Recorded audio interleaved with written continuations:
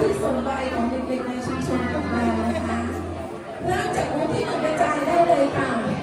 กระจายออกมาดูได้ที่บูธเป็นของกระจายออกมาได้เลยค่ะทดลองเด็กๆทดลองนะคะโดยต้องใช้เก้าอี้หน่อยนะคะอันนี้เป็นบูธนะคะสีเต้นระบำโชว์เลยค่ะ